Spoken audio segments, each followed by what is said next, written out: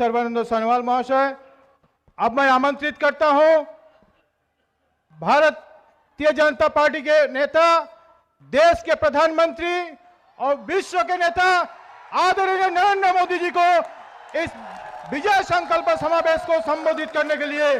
भारत माता की, भारत माता की,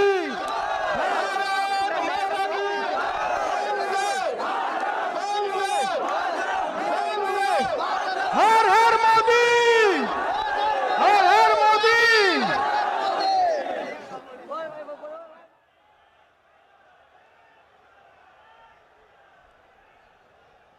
भारत माता की।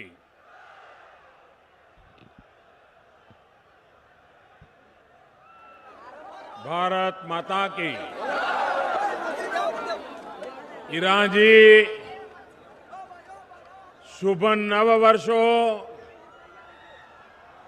आगामी मकर संक्रांति उपलक्षे आमी बराकेर समस्त जनगण के जानाच्छी आमार शुभेच्छा।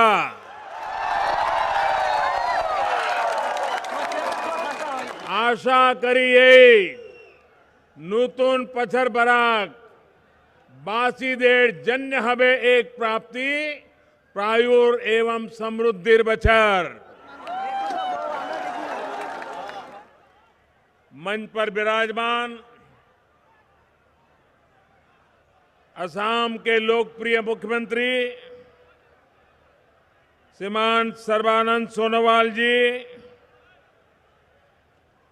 भाजपा के राष्ट्रीय महासचिव श्रीमान राम माधव जी, नेडा के अध्यक्ष डॉक्टर हेमंत बिश्वा शर्मा जी, असम प्रदेश भारतीय जनता पार्टी के अध्यक्ष श्रीमान रंजीत दास जी, हमारे पुराने वरिष्ठ नेता आदरणीय कविंद्र पुरकायस्थ जी, मंच पर विराजमान सभी वरिष्ठ महानुभाव और विशाल संख्या में आशीर्वाद देने के लिए आए हुए मेरे प्यारे भाइयों और बहनों,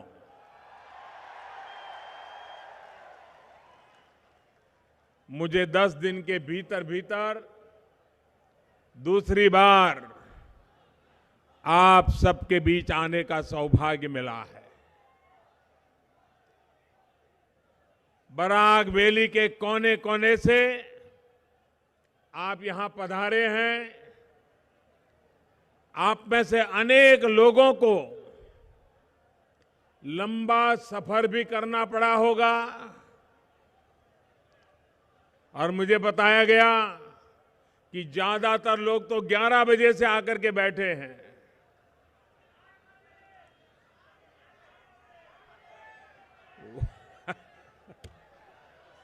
इसके बावजूद आपका उत्साह, आपके चेहरे की चमक हमें भी प्रेरणा देने वाली है, आनंदित करने वाली है। इस अभूतपूर्व आशीर्वाद के लिए मैं हृदय से आप सबका आभार व्यक्त करता हूं। भाइयों और बहनों, बराक और ब्रह्मपुत्र नदियां,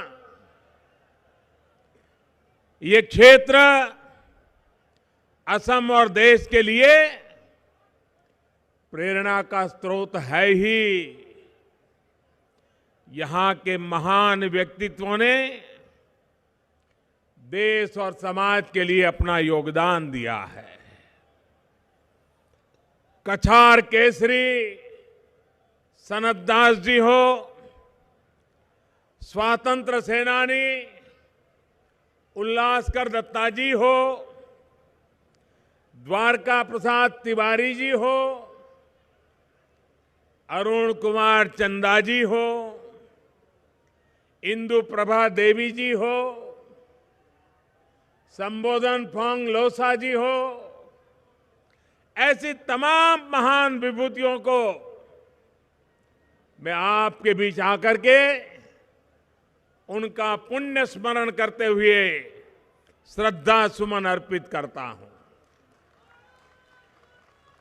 साथियों, आप सभी भारतीय जनता पार्टी और एनडीए को, हमारी सरकारों को निरंतर प्रोत्साहित करते रहे हैं।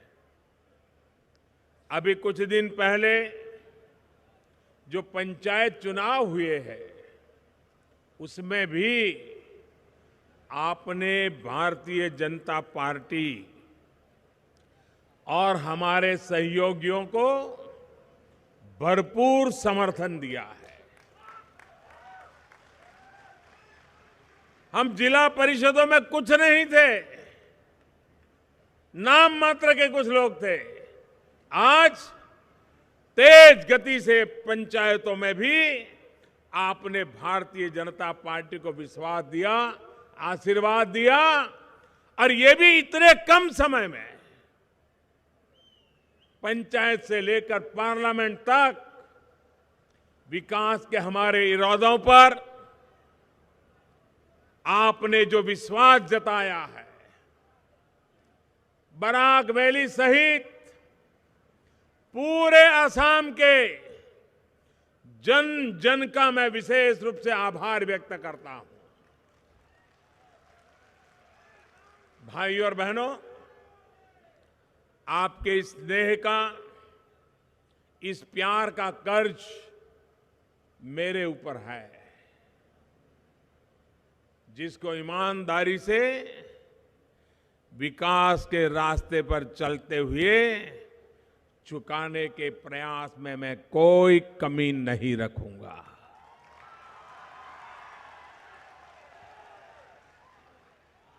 अभी मुख्यमंत्री जी मुझे बता रहे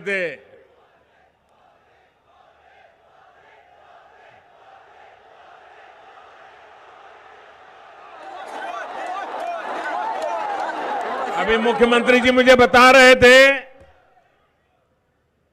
कि यहां पर सरकार बनने के बाद सिर्फ बराक वैली में मेरा 16 बार आना हुआ है।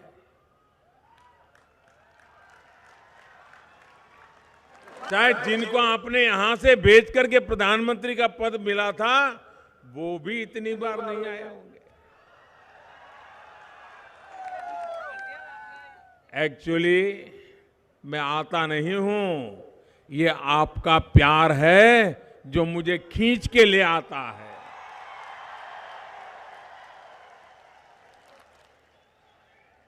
असम की अस्मिता और आकांक्षाएं हो या फिर देश की सुरक्षा और सामर्थ्य, आपके विश्वास के कारण ही सरकार कड़े फैसले भी लेती है और बड़े फैसले भी लेती है।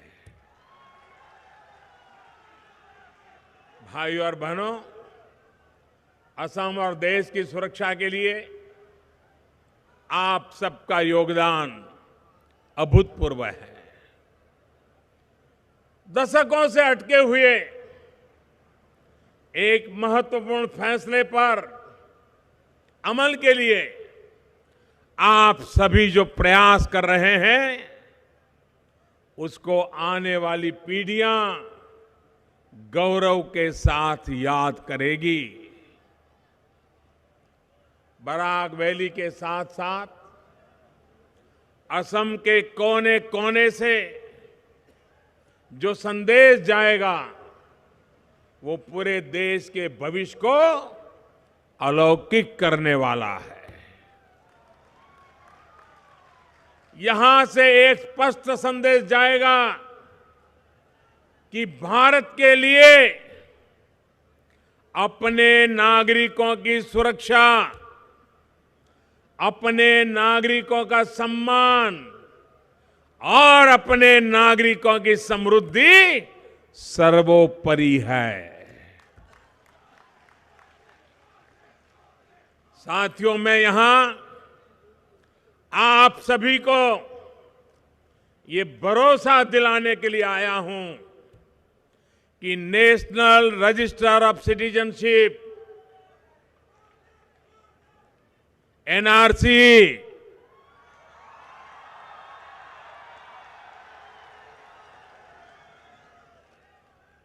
आपको फिर से भरोसा देता हूं, कोई भी हिंदुस्तानी नागरिक, कोई भी भारतीय नागरिक उसमें से नहीं छूटेगा। ये मैं आपको विश्वास दिलाता हूं।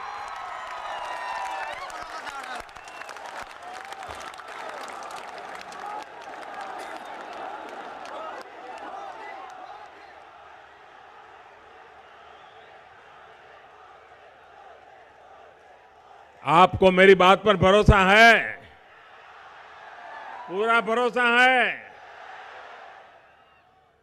आपके इतने आशीर्वाद हैं तो ये सब होके रहेगा। आप में से अनेक लोगों को इस पूरी प्रक्रिया के दौरान दिक्कतें आई हैं, कुछ कठिनाइयां हुई हैं, कुछ चिंता रही है। मुझे इसका पूरा पूरा एहसास है, लेकिन दशकों से लटका ये फैसला अगर जमीन पर उतार पा रहा है तो इसके पीछे आप सभी का त्याग और समर्पण, यही उसकी सबसे बड़ी ताकत है। मैं श्रीमान सर्बानंद सोनोवाल जी की सरकार को, उनकी पूरी टीम को बधाई देता हूं। वो तमाम चुनौतियों के बावजूद इस बड़े काम को अंजाम तक पहुंचाने में जुटी हुई है। सामान्य नागरिकों को कम से कम परेशानी हो, सबकी सुनवाई हो, इसके लिए निरंतर प्रयास किए जा रहे हैं। साथियों, एनआरसी की पूरी प्रक्रिया आसान हो, इसके लिए हमने सुप्रीम कोर्ट से विशेष आग्रह किया था। सरकार ने relief eligibility certificate, camp inmate certificate और अन्य सरकारी रसीदों, नोटिस, सरकारी आदेशों को भी नागरिकता के क्लेम के लिए स्वीकार करने को कहा था। और मुझे खुशी है कि सुप्रीम कोर्ट ने सरकार के इस आग्रह को माना, जिससे लाखों लोगों की मुश्किलें आसान हुई है। भाइयों और बहनों, हमारी सरकार सिटीजनशिप अमेंडमेंट बिल, उस पर भी आगे बढ़ रही है। ये बिल भावनाओं से जुड़ा हुआ है, लोगों की जिंदगियों से जुड़ा हुआ है। पूरे विश्व में यदि कहीं भी मां भारती में आस्था रखने वाले किसी बेटे बेटी को प्रताड़ित किया जाएगा तो वो कहां जाएगा? क्या उसके पासपोर्ट का रंग ही देखा जाएगा? क्या रक्त का कोई रिश्ता नहीं होता है? देश का विभाजन हुआ, लोगों ने विभाजन करने वालों पर भरोसा किया। कुछ लोगों को वहां की धरती से लगाव था, अपने घरों से लगाव था, वो उन्होंने वहीं रुकने का फैसला किया, वो वहीं बसे रहे। लेकिन जिन इरादों के साथ विभाजन किया गया था, उन्हीं इरादों से उनके जहन को तोड़ने का प्रयास किया गया। ऐसी परिस्थिति में क्या मां भारती अपने बेटे बेटी को, अपने बच्चों को अपने आंचल में जगह नहीं देगी? उनकी पुकार नहीं सुनेगी? ठीक है, अतीत में गलतियां हुई होगी। विभाजन के समय की नीतियों में जो कमियां रही, मैं उसके विस्तार में नहीं जाना चाहता, लेकिन उन गलतियों का प्रायश्चित आवश्यक है।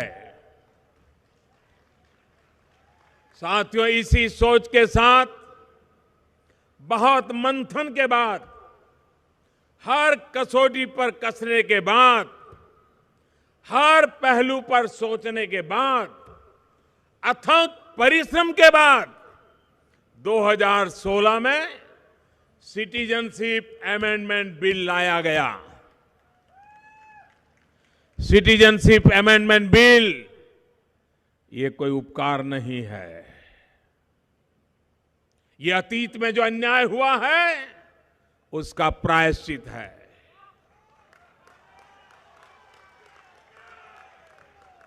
जो मां भारती मां श्रद्धा रखते हैं, उन पर यह बड़ा दायित्व है।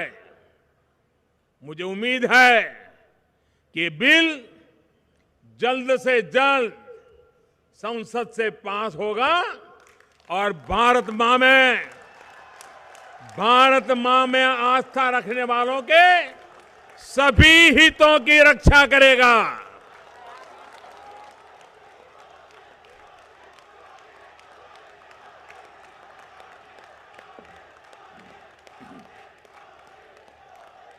भाई और बहनों,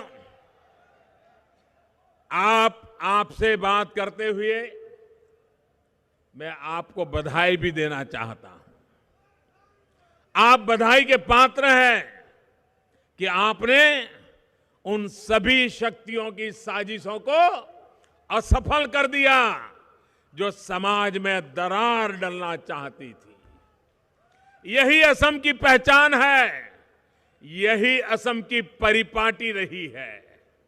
दुख तो तब होता है जब कुछ राजनीतिक दल असम और देश के स्वभाव को आंकने में असमर्थ रहते हैं।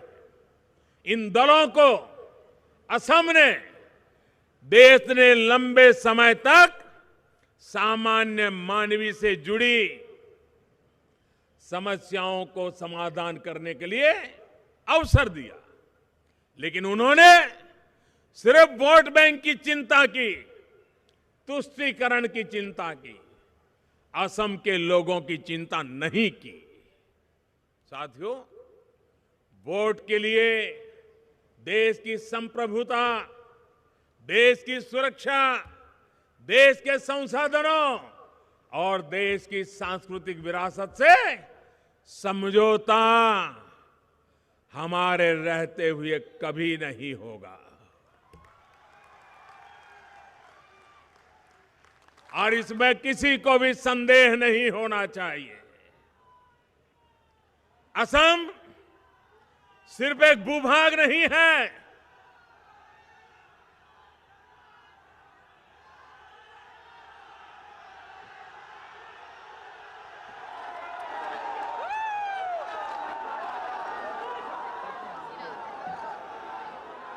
असम सिर्फ एक भूभाग नहीं है, बल्कि अपार संसाधनों से भरा हुआ और समृद्ध संस्कृति का एक जीवंत जीता जागता प्रतीक है।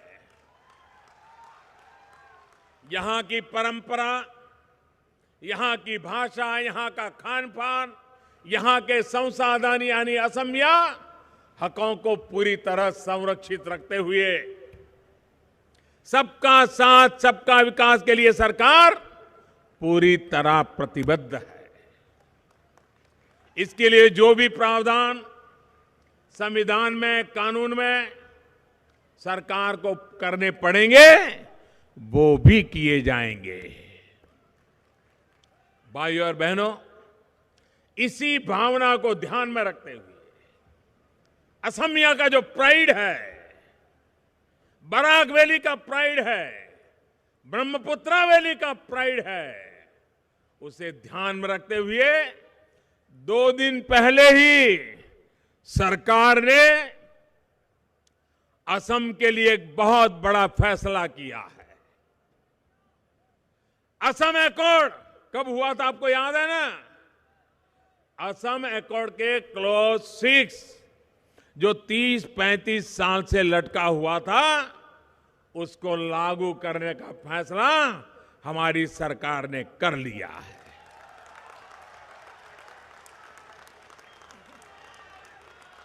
इससे असम की सामाजिक, सांस्कृतिक, भाषा और विरासत को सुरक्षा, संरक्षण और सशक्त करने का मार्ग मजबूत होगा। एक उच्च स्तरीय कमेटी यहां के सभी स्टेक होल्डर से बात करके आगे का रास्ता साफ करेगी, रोड मैप तैयार करेगी। आप सभी को, असम के हर नागरिक को लंबे इंतजार के बाद मिली सुरक्षा के लिए मैं सभी असम वासियों को आज रूबरू आकर के हृदय से बहुत बहुत बधाई देता हूं। मैं फिर कहूंगा, असम के हर वर्ग, हर कोने के समग्र और संतुलित विकास के लिए भारतीय जनता पार्टी एनडीए की सरकार समर्पित है।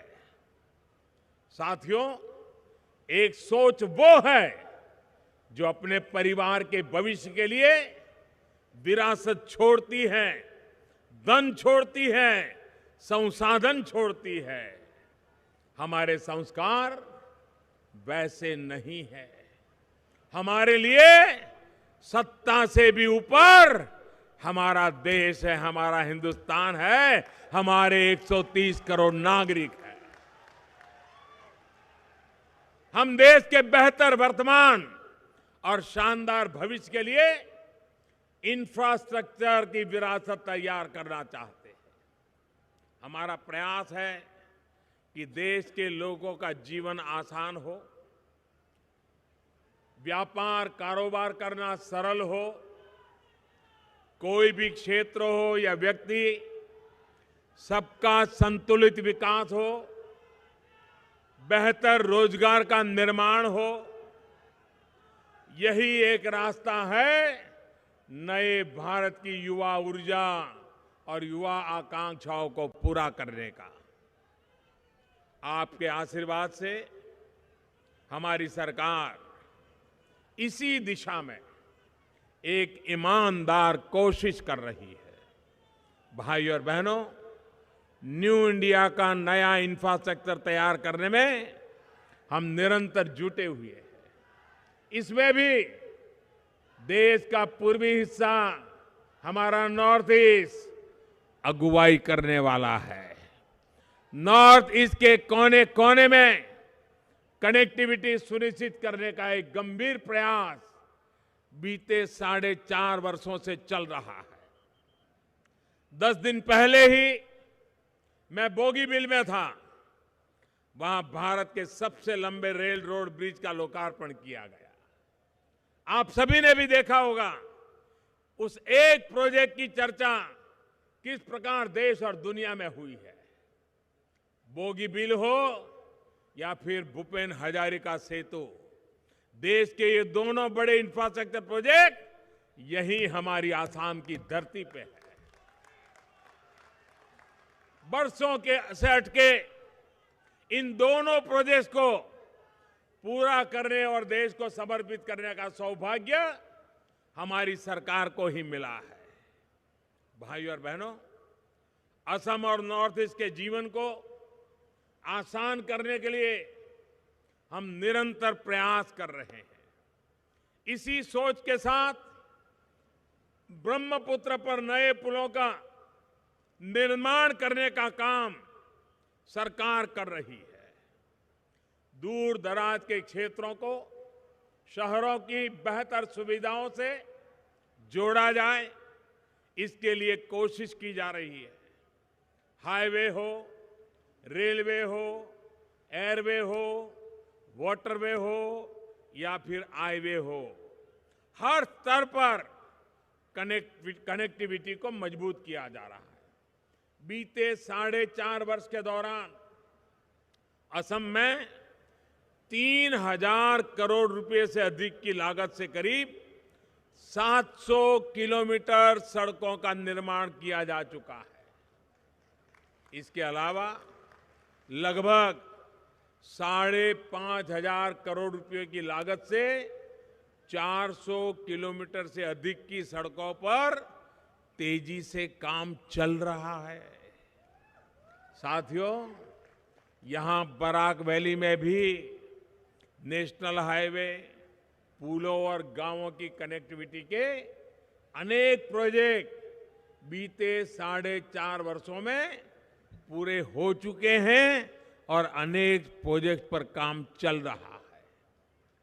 अटल जी ने बराक वैली को ईस्ट वेस्ट कॉरिडोर से जोड़ने के लिए जिस 4 लेन हाईवे का सपना देखा था, वो भी जल्द ही तैयार होने वाला है। इसके अलावा प्रधानमंत्री सड़क योजना के तहत बराक वैली में 125 से ज्यादा पुलों समेत 1,000 किलोमीटर से अधिक की ग्रामीण सड़कों को स्वीकृति दे दी गई है। मुझे खुशी है कि केंद्र सरकार के कनेक्टिविटी के प्रयासों को असम की सरकार और मजबूती दे रही है।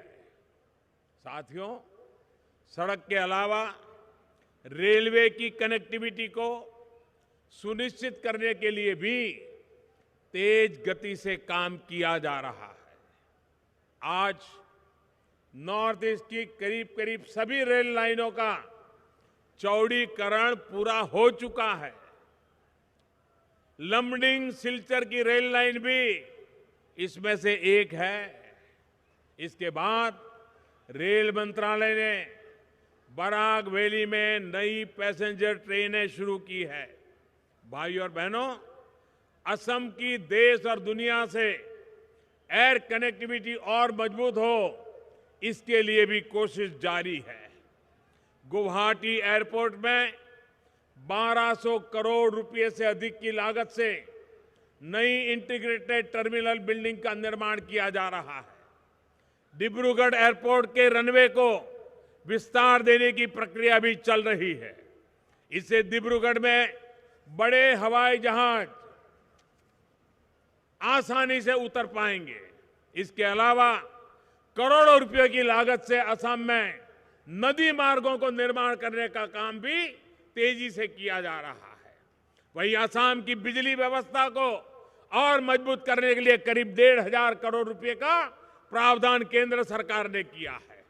भाइयों और बहनों, हमारा विजन एक्ट ईस्ट और एक्ट फास्ट ऑन ईस्ट का है। यहां से पूर्वी और दक्षिण एशिया तक हमारे व्यापार और कारोबार को शक्ति मिले, जनसंपर्क के नए रास्ते खुले, इस दिशा में हम तेजी के साथ काम कर रहे हैं।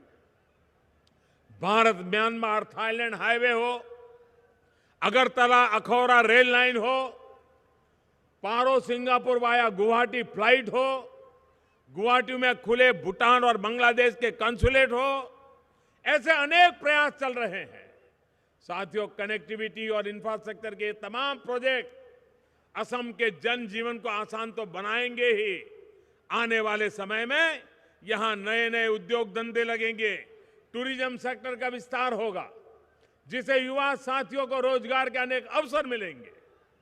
टूरिज्म के लिए असम में भरपूर संभावनाएं हैं। यहां कांजीरंगा अभ्यारण्य भी है, तो कामाख्या शक्तिपीठ भी यही है। इसी को देखते हुए केंद्र सरकार ने स्वदेश दर्शन और प्रसाद स्कीम के तहत असम में सुविधाओं का निर्माण करने के लिए 225 करोड़ रुपए स्वीकृत किए हैं। यहां के युवाओं को टूरिज्म से जुड़ी, होटल और दूसरी सेवाओं से जुड़ी बेहतर ट्रेनिंग मिले, इसके लिए भी अनेक प्रयास किए गए हैं। गुवाहाटी और जोरहाट के होटल मैनेजमेंट इंस्टीट्यूट में सुविधाओं को बढ़ाने के लिए करोड़ों रुपयों का आवंटन किया गया है। नौगांव के फूड क्राफ्ट इंस्टीट्यूट के लिए भी वित्तीय मदद में बढ़ोतरी की गई है।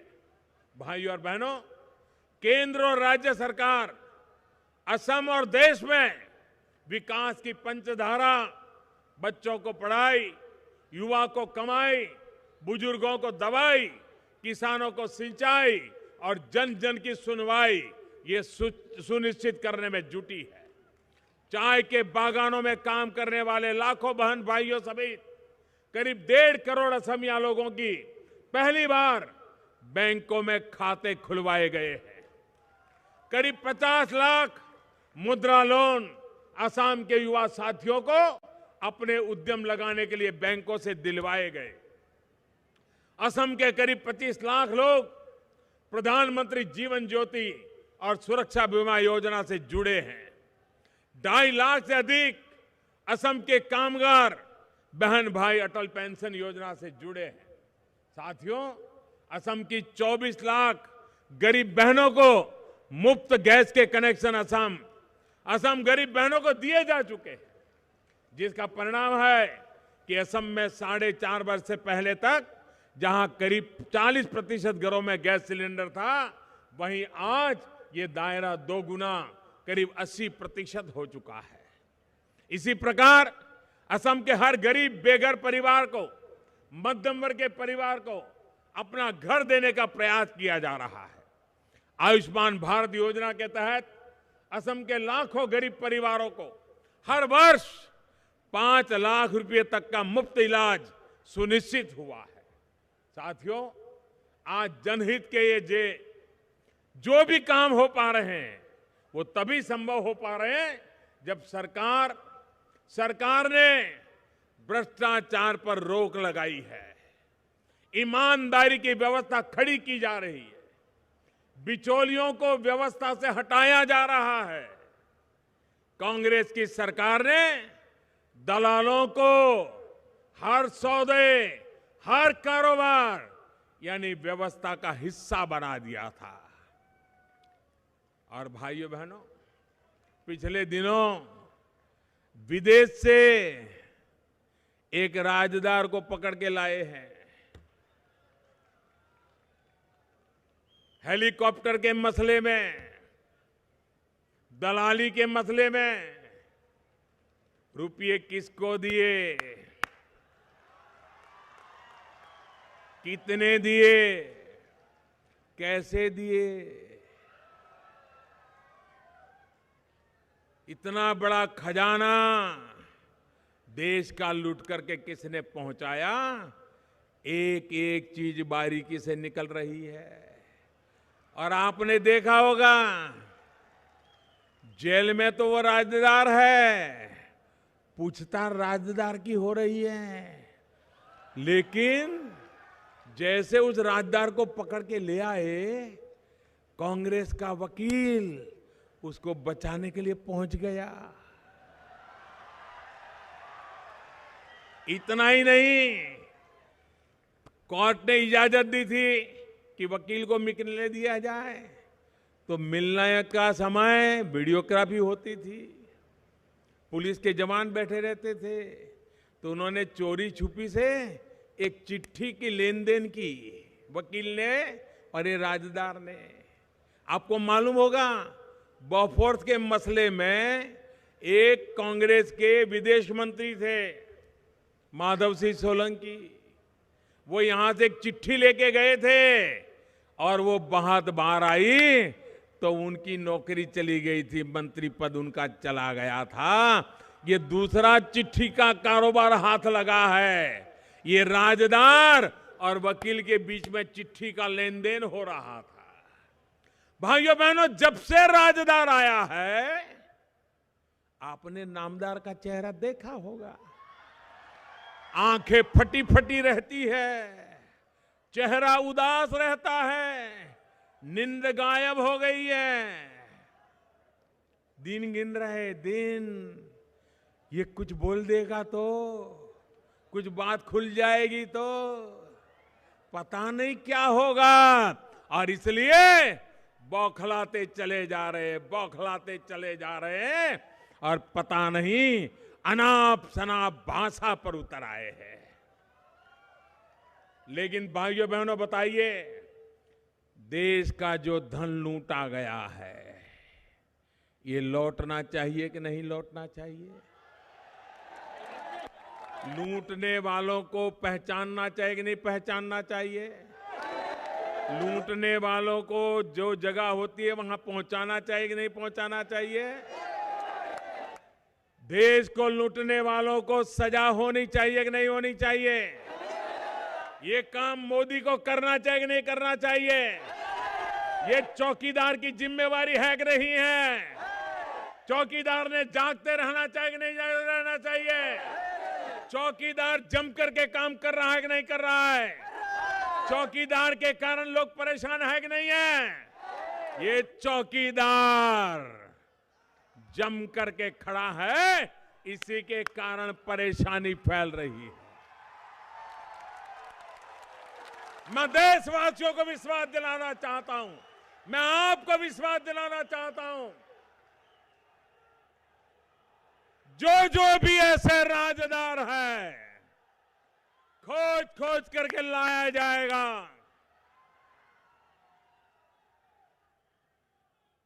देश के हक की चीज, देश के करोड़ों नागरिकों के हक की चीज, उसको बाहर निकाली जाएगी। और चौकीदार के नाते हमारा काम हम करके ही रहेंगे, ये मैं देश को विश्वास दिलाता हूं। गरीब के हक का पैसा, सरकारी योजनाओं का पैसा बिचौलियों की जेब में डालने की संस्कृति ये कांग्रेस की देन थी। भाइयों और बहनों, असम का हर युवा, देश का युवा एक भ्रष्टाचार मुक्त नया भारत चाहता है। वीआईपी कल्चर से मुक्त एक पारदर्शी व्यवस्था चाहता है। हर व्यक्ति की सरकार तक पहुंच हो, ऐसी व्यवस्था के निर्माण के लिए हम पूरी तरह से संकल्पबद्ध हैं। आप सभी साथियों, असम के हर बहन भाई के सहयोग से हम अपने संकल्प को सिद्ध कर पाएंगे। इसी एक विश्वास के साथ आप सभी का फिर से बहुत बहुत आभार व्यक्त करता हूं। भाइयों बहनों, आपने देखा होगा 2018 की 30 दिसंबर को मैं अंडमान निकोबार गया था। आपने टीवी पर देखा होगा 1943 में 30 दिसंबर को नेताजी सुभाष बाबू ने वहां हिंदुस्तान का झंडा फहराया था। उस घटना के 75 साल हुए और हमने अंडमान निकोबार के एक टापू को नेताजी सुभाष बोस के नाम से पहचानने का फैसला किया। इस देश के लिए जीने वाले, मरने वाले हर किसी का सम्मान करना, यह हमारा संकल्प है। भाइयों बहनों, मैं फिर एक बार, ब्रह्मपुत्रा बेली हो या बराक बेली हो, यही मेरे असम की ताकत है, यही मेरा असम का भविष्य है। मिलजुल करके, कंधे से कंधा मिला करके हमने असम को ए फॉर असम, ये मेरा जो सपना है, ए फॉर असम, ये करके रहना है। मैं फिर एक बार आप सबका बहुत बहुत धन्यवाद करता हूं। भारत माता की, भारत माता की, भारत माता की।